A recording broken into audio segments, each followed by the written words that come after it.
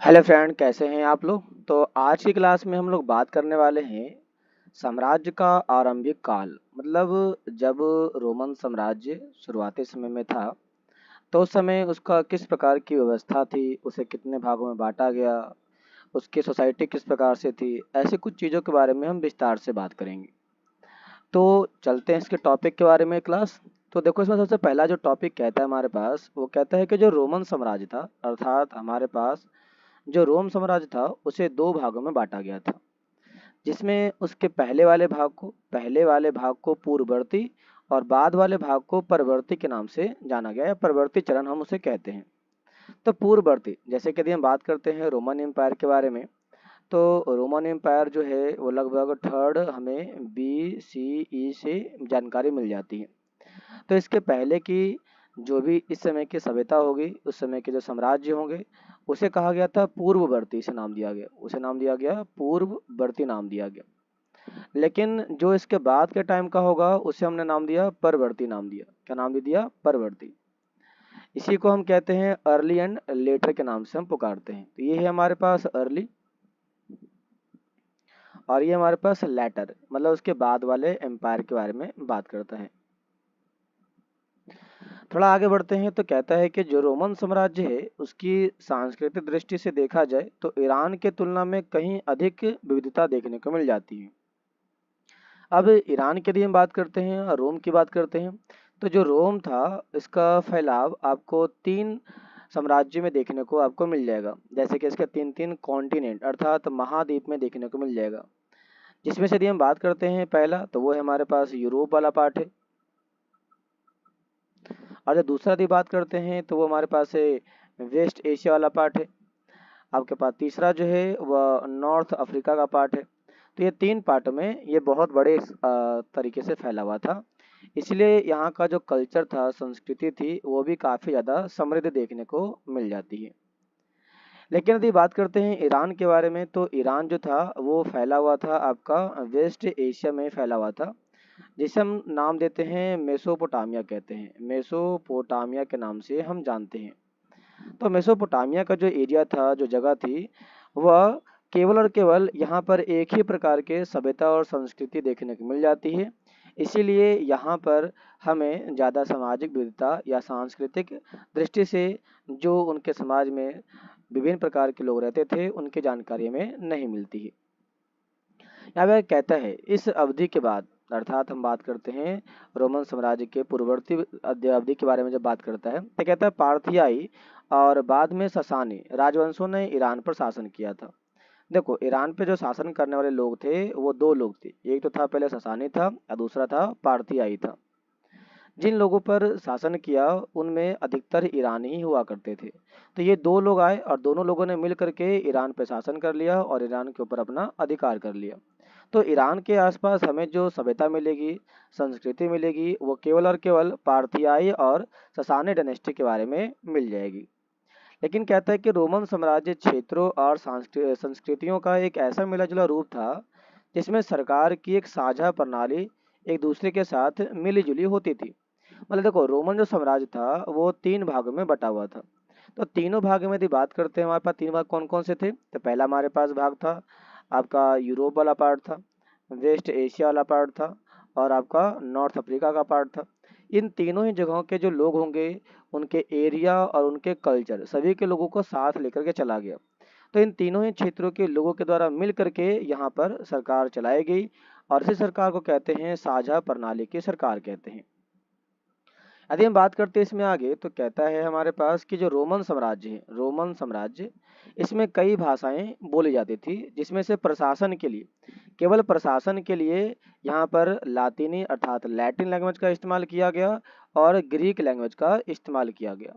तो यहाँ से क्वेश्चन आ सकता है कि जो रोमन एम्पायर है, रोमन एम्पायर के अंदर एडमिनिस्ट्रेशन के लिए किस भाषा का, किस लैंग्वेज का इस्तेमाल किया गया। तो वो था लैटिन का इस्तेमाल किया गया और ग्रीक का इस्तेमाल किया गया था।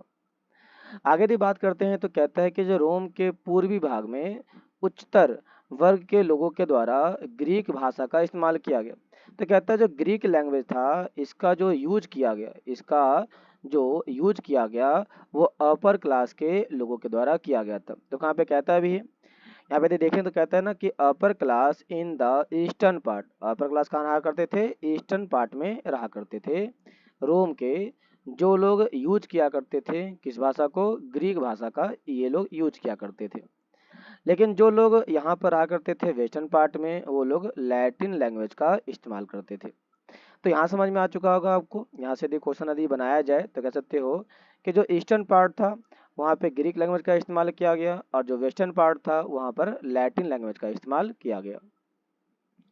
थोड़ा और आगे बढ़ते हैं तो कहता है कि हमारे पास जो उत्तरी अफ्रीका है, उत्तरी अफ्रीका के रेगिस्तान वाले भाग में, आपको पता है हमारे पास जो पूरा का पूरा अफ्रीका है वो कुछ इस तरीके से फैला हुआ है।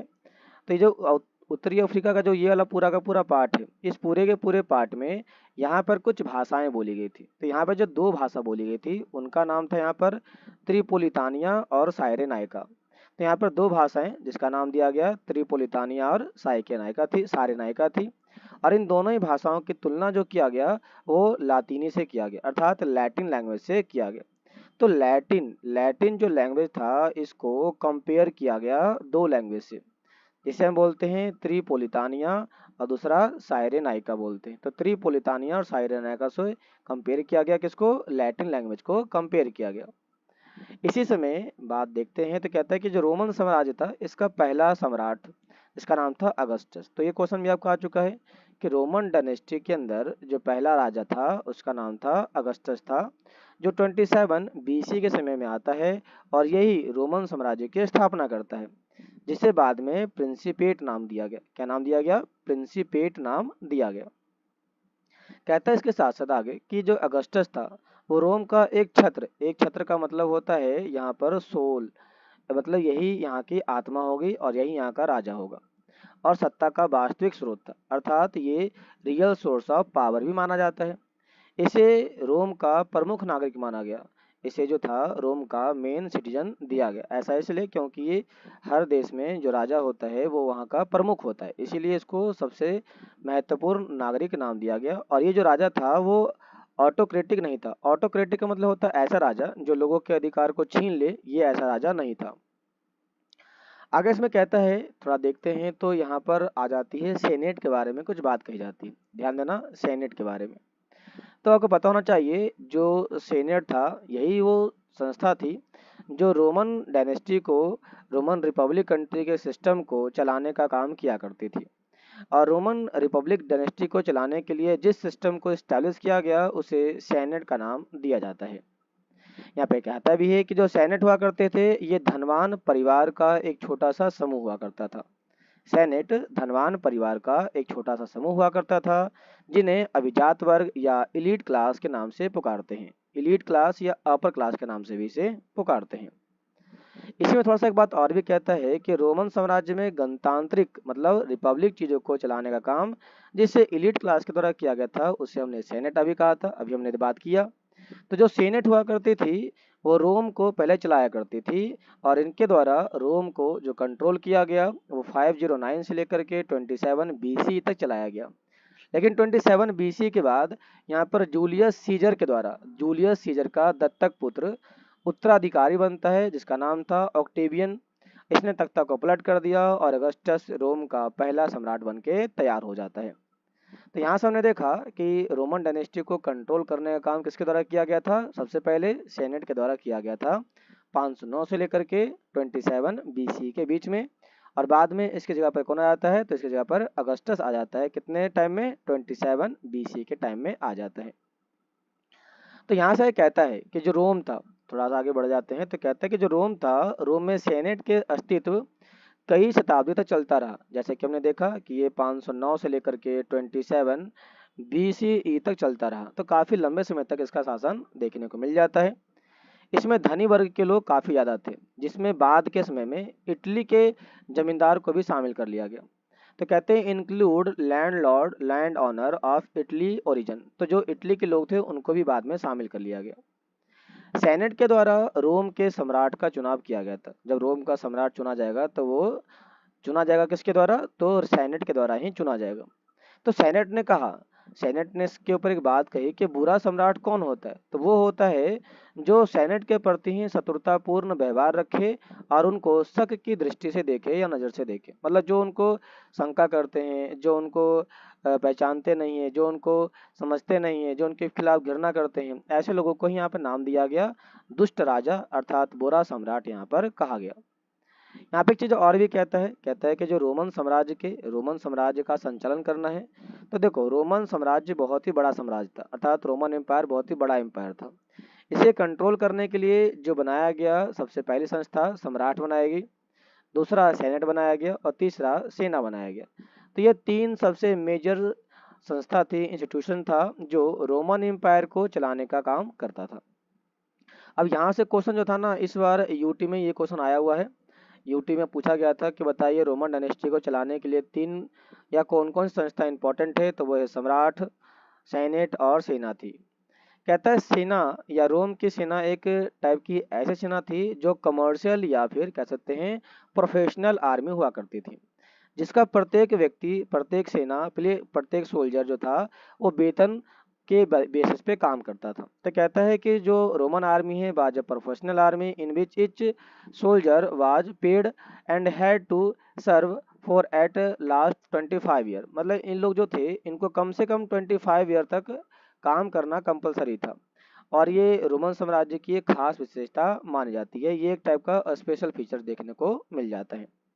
यदि यहाँ पर रोम की सेना है तो रोम की सेना में संख्या भी होगी, तो रोम की सेना की जो संख्या थी वो लगभग 6 लाख के आसपास देखने को हमें मिल जाती है।